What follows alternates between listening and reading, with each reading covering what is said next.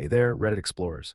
Before we dive into today's shocking story, make sure to hit that subscribe button and turn on notifications so you never miss any of these jaw-dropping tales. If you enjoy the video, smash that like button, it really helps the channel grow. I still remember the moment my marriage ended.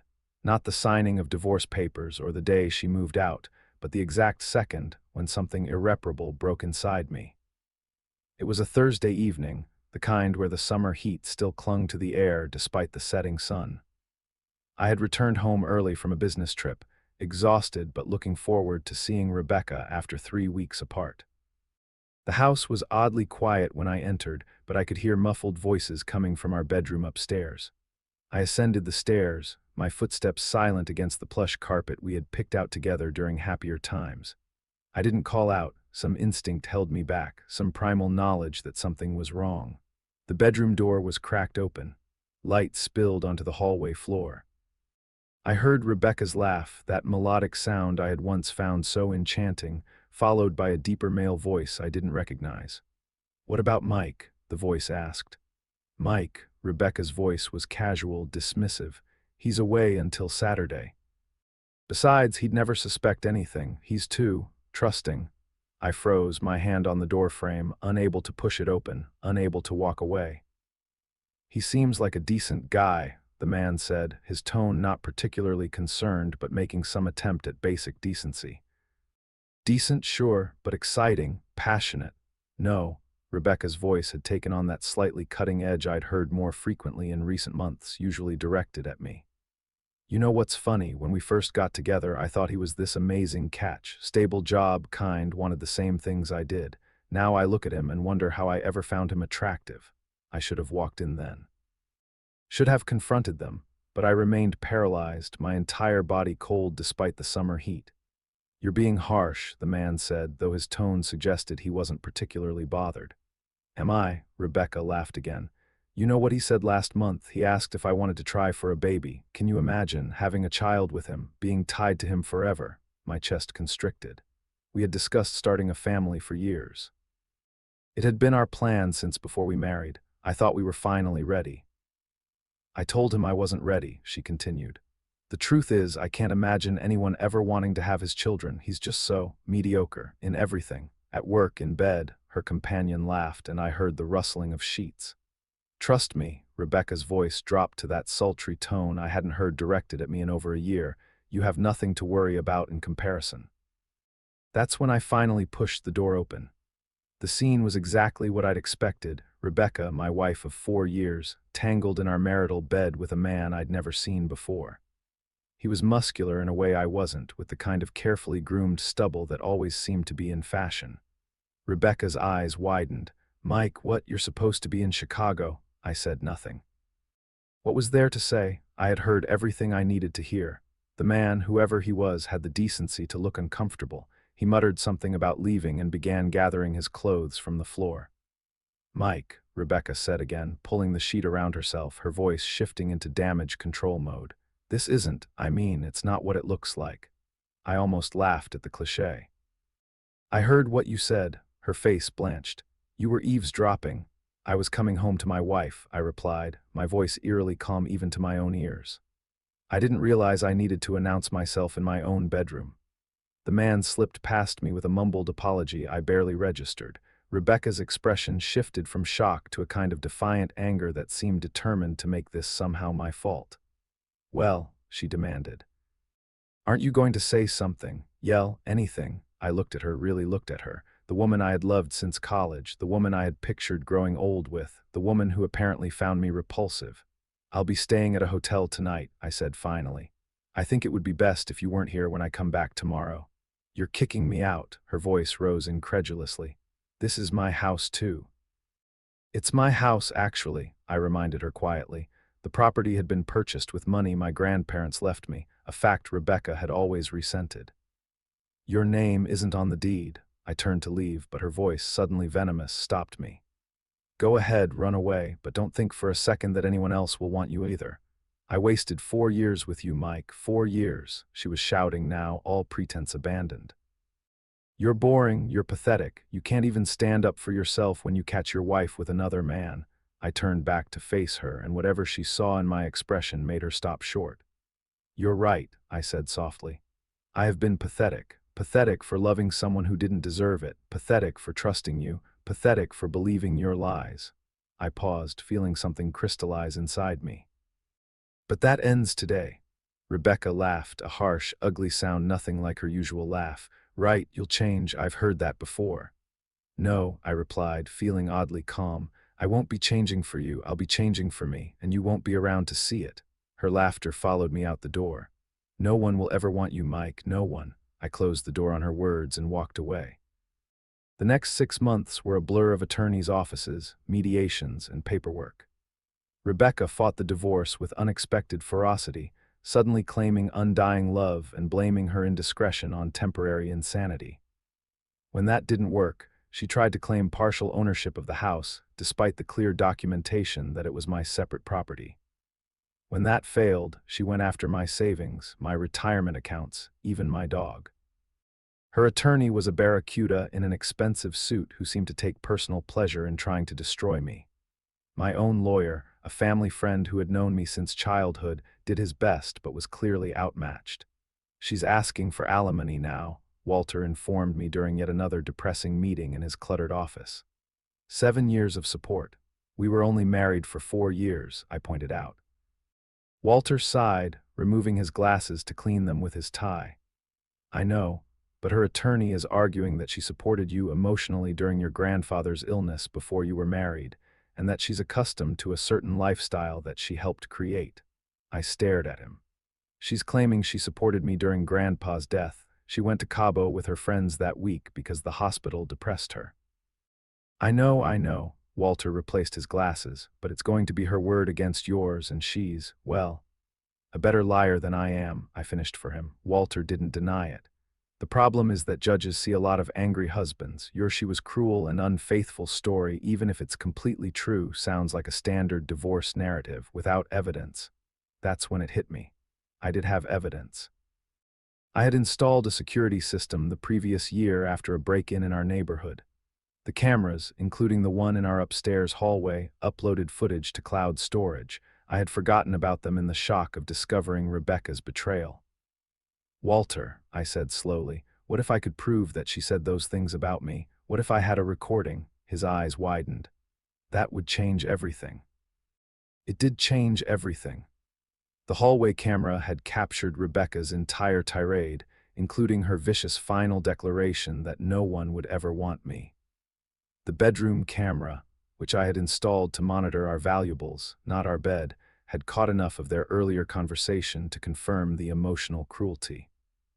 Rebecca's attorney tried to have the recordings excluded, claiming invasion of privacy. But since it was my house and the cameras were installed for security purposes, the judge allowed them. I'll never forget the look on Rebecca's face when her own voice filled the mediation room, coldly dissecting my inadequacies and laughing at the idea of having my children. The divorce was finalized a month later. Rebecca received nothing beyond her personal possessions. No alimony, no property division, not even temporary support. The judge, a stern woman in her 60s, had been particularly unimpressed by Rebecca's statement that no one would ever want me. The court finds the respondent's behavior not only adulterous but deliberately and exceptionally cruel, she stated in her ruling. Miss Harmon entered into marriage with the petitioner under apparently false pretenses and has demonstrated a disturbing lack of remorse for the emotional damage inflicted. Rebecca left the courthouse in tears, her Barracuda attorney for once speechless. I felt no triumph, no vindication, only a hollow emptiness where my life had once been. That night, alone in the house that no longer felt like home, I stared at my reflection in the bathroom mirror. Rebecca's words echoed in my mind, "No one will ever want you." I studied my appearance objectively, slightly overweight, thinning hair, the beginning of wrinkles around my eyes. Was she right? Had I let myself go? Had I become the boring, pathetic man she described? Something hardened in my expression. No, I refused to let her assessment define me. I refused to become the bitter, broken man she clearly expected me to be. That night, I made 3 decisions that would change the course of my life. First, I would sell the house that now contained nothing but painful memories. Second, I would use my newfound freedom to rebuild myself, both physically and mentally. And third, I would prove Rebecca wrong, not for her sake, but for my own. I started with my physical health. My job as a software engineer had me sitting at a desk for hours each day, and years of Rebecca's cooking, heavy on carbs and comfort food, had added 30 pounds to my frame that hadn't been there when we met. I hired a personal trainer, Marcus, who had no interest in my excuses or self-pity. "I don't care about your divorce," he told me bluntly during our first session. "I don't care that you're tired. I don't care that you haven't worked out since college. All I care about is that you do exactly what I tell you, exactly when I tell you to do it. Can you handle that?" For the first time in months, I smiled genuinely. "Yes. That's exactly what I need." The first month was hell. Every muscle screamed in protest. I couldn't walk without wincing. I dreamed about the burn of lactic acid, but I didn't miss a single session. When Marcus told me to change my diet, I changed it. When he told me to double my water intake, I carried a gallon jug everywhere. When he prescribed specific hours of sleep, I set alarms for bedtime as well as waking. Physical transformation was only part of the equation. I also sought therapy, finding an older male psychologist who specialized in divorce recovery and self-esteem issues. Dr. Reeves didn't coddle me any more than Marcus did. "Your wife's behavior was inexcusable," he said during our initial consultation, "but relationships don't deteriorate in a vacuum. I want to explore why you chose her, why you stayed when there were likely warning signs, and how you can make healthier choices moving forward." It wasn't easy confronting my own role in the disaster of my marriage. I had ignored red flags from the beginning: Rebecca's casual cruelty toward service workers, her constant comparison of me to more successful men, her disinterest in the things that mattered to me. I had made excuses for her behavior, compensated by trying harder to please her, and ultimately enabled the dynamic that led to our downfall. "You have a pattern of seeking approval from people who withhold it," Dr. Reeves noted. "Let's discuss your relationship with your parents." Parallel to the physical training and therapy, I made career changes. I had been comfortable in my role at the same company for 8 years, passing up promotions that would have required more travel because Rebecca complained about being left alone. With that constraint removed, I applied for a senior position that had opened up, one that came with a substantial raise and the chance to lead development on our newest product line. "We were surprised to see your application, Mike," my director admitted during the interview. "You've always seemed content in your current role." I was comfortable, I corrected him, "but I'm ready for new challenges now." I got the promotion. The new role demanded more of me, more creativity, more leadership, more strategic thinking, and I found myself thriving under the pressure. My team respected me, my ideas were valued, and for the first time in years, I felt professionally fulfilled. 6 months into my transformation, I sold the house for a significant profit in a seller's market. I used part of the proceeds to purchase a modern condo downtown, a sleek, minimalist space that had nothing in common with the suburban home Rebecca had decorated. The rest I invested, building the financial security that I had neglected during my marriage. A year after the day Rebecca told me no one would ever want me, I barely recognized my former self. I had lost 42 pounds of fat and gained 15 pounds of muscle. My new wardrobe, selected with the help of a personal stylist, actually fit my transformed frame. I had adopted a closely cropped hairstyle that worked with my receding hairline rather than trying hopelessly to disguise it. My posture had improved, my skin had cleared up, and most importantly, the defeated look in my eyes had been replaced by something confident and steady. Dr. Reeves noticed the change during one of our now monthly sessions. "You've done remarkable work, Mike. How do you feel when you look in the mirror now?" I considered the question carefully. "I feel authentic, like I'm finally becoming the person I was meant to be before I lost myself in trying to be what Rebecca wanted." "And does any part of you hope she sees this transformation?" The question caught me off guard. "I haven't thought about her in months," I said, which was mostly true. Rebecca had moved to another state after the divorce, and we had no reason to communicate. "It would be natural if part of you wanted vindication," he observed. "The child inside us often wants to prove our critics wrong." I nodded slowly. "Maybe in the beginning that was part of my motivation, but now I'm doing this for myself. I don't need her to see it to know my worth." Dr. Reeves smiled. That, Mike, is the definition of genuine recovery. Life settled into a new, fulfilling pattern. I excelled at work, maintained my physical fitness as a matter of course rather than punishment, and even cautiously re-entered the dating world. Nothing serious, I wasn't ready for that, but enough to prove to myself that Rebecca had been wrong. People did find me attractive, interesting, worthy of attention. A year and a half after the divorce, my company sent me to a technology conference in Boston. It was a major event in our industry, with representatives from every significant player in the tech world. As a newly promoted senior developer, I was scheduled to give a presentation on our latest innovation, a presentation that could potentially lead to important partnerships. I arrived early on the first day, coffee in hand, reviewing my notes in the main exhibition hall. The space was already buzzing with activity as vendors set up booths and early attendees networked. I was making a final adjustment to my presentation slides when a familiar laugh cut through the ambient noise. My head snapped up automatically. I knew that laugh. For 4 years, it had been the soundtrack to my life. Rebecca stood about 30 feet away, talking to a small group of people beside a booth displaying cybersecurity solutions. She looked almost exactly as I remembered, expensively dressed, perfectly styled, gesturing animatedly as she spoke. According to the signage, she was representing her new employer, a competitor to my own company. My first instinct was to avoid her. The conference was large enough that we might never cross paths if I was careful. But as I gathered my materials to relocate, something stopped me. Why should I be the one to hide? I had done nothing wrong. I had rebuilt my life. I had nothing to be ashamed of. I remained where I was, continuing my preparations. Eventually, Rebecca's group dispersed and she turned in my direction. For a moment, her eyes passed over me without recognition and then snapped back, widening in shock. She froze, coffee cup halfway to her lips. I nodded politely in acknowledgement and returned to my notes, heart hammering despite my outward calm. From the corner of my eye, I saw her set down her cup and make her way toward me, hesitation in every step. Mike, her voice was uncertain, as if she couldn't quite believe what she was seeing. Is that you? I looked up, meeting her gaze directly. Hello, Rebecca. She stared at me, making no attempt to hide her assessment of my transformed appearance. You look different. It's been almost 2 years, I replied neutrally. Things change. They certainly do, she gestured vaguely at me. You've lost weight, among other changes. An awkward silence fell between us. Rebecca shifted her weight from one expensive heel to the other. I heard you got promoted, she said finally. Congratulations. I raised an eyebrow, surprised she had kept tabs on me.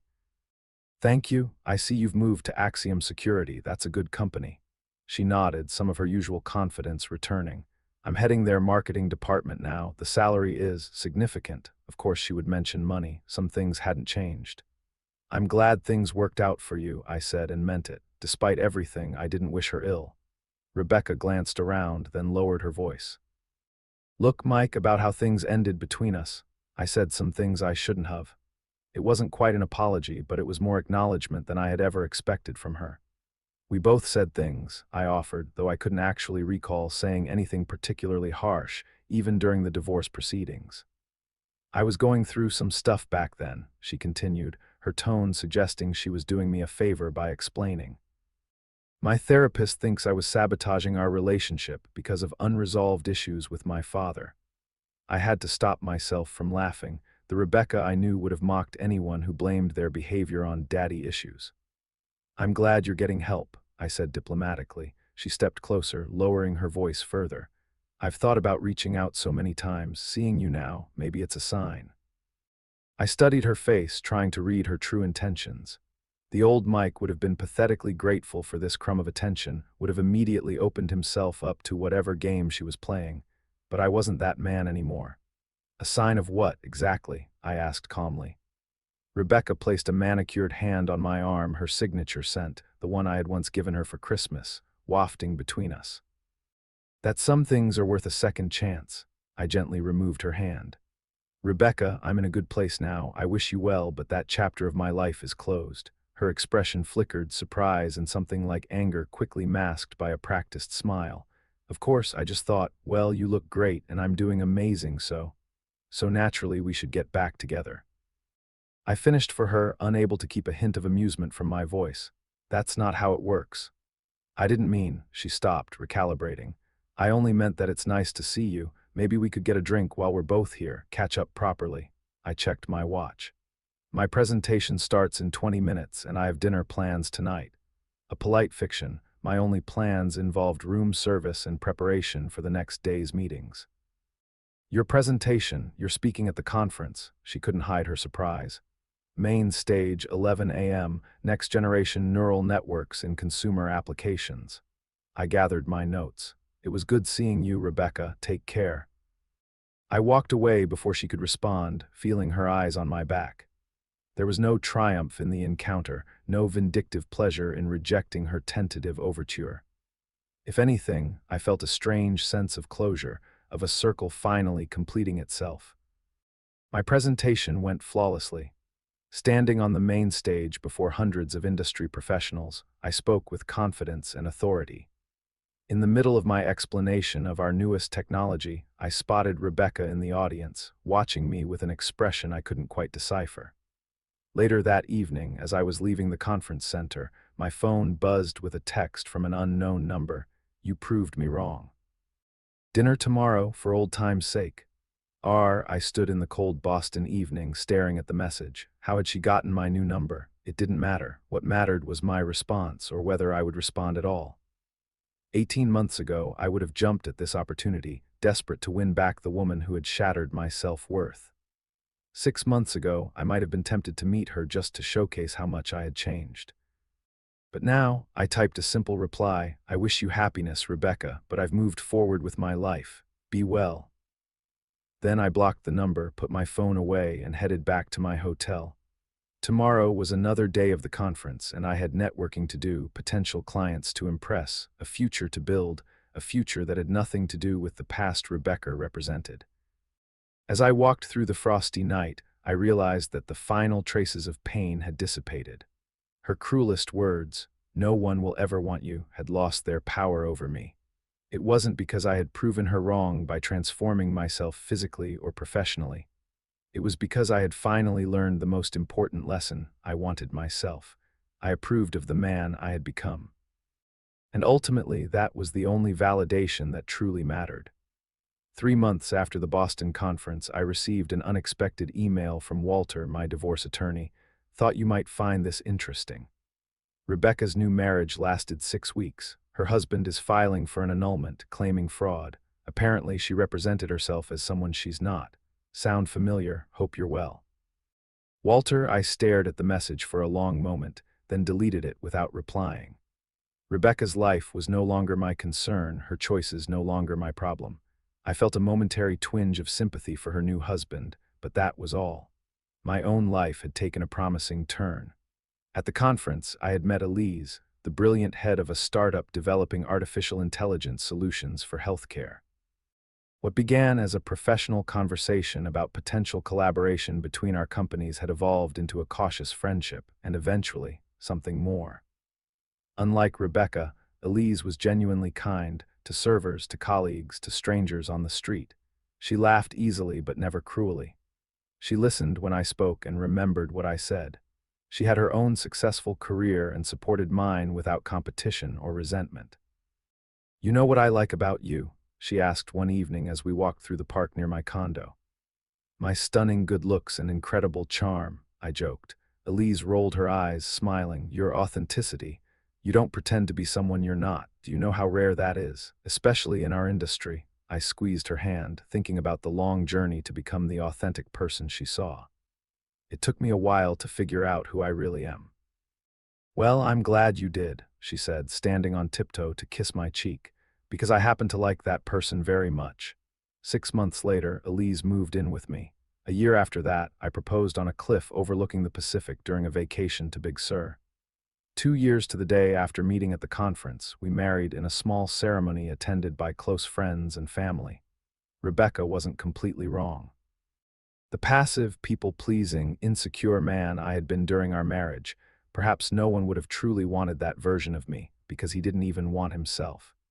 He had no boundaries, no self-respect, no understanding of his own worth.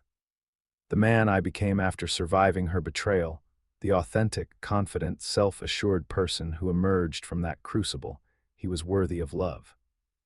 Not because of a physical transformation or career success, but because he finally understood his intrinsic value. Standing on the beach with Elise after our wedding ceremony, watching the sunset paint the water in shades of gold and crimson, I felt a profound sense of gratitude for the painful journey that had led me here. Rebecca's cruelty had broken me, yes, but in breaking, I had been forced to rebuild, stronger, wiser, more genuine than before. "What are you thinking about?" Elise asked, her head resting against my shoulder. "You have that faraway look." I smiled down at my wife, my true partner in every sense of the word. "Just that sometimes the worst things that happen to us lead to the best places."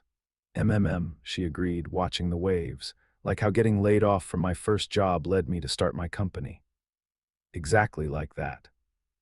I didn't mention Rebecca. She was a chapter in my life that had ended, a painful but necessary part of my story that had shaped me without defining me. The cruel words she had hurled at me during our last encounter, "No one will ever want you," had transformed from a curse into the catalyst for becoming someone I could respect, admire, and yes, want to be. She hadn't been laughing when she saw me again at the conference. But more importantly, I had stopped caring whether she laughed or cried, approved or disapproved. I had found something far more valuable than her validation, my own. And with that hard-won self-acceptance had come everything else: career fulfillment, genuine friendship, and finally, a love based not on dependency or fear, but on mutual respect and authentic connection. As Elise and I turned to walk back toward our wedding celebration, I reflected that the greatest revenge against someone who tries to convince you of your worthlessness isn't proving them wrong. It's becoming so secure in your own value that their opinion becomes entirely irrelevant. Rebecca had laughed and said no one would ever want me. She wasn't laughing when she saw me again, but by then, I was no longer watching for her reaction. I was too busy living the life I deserved.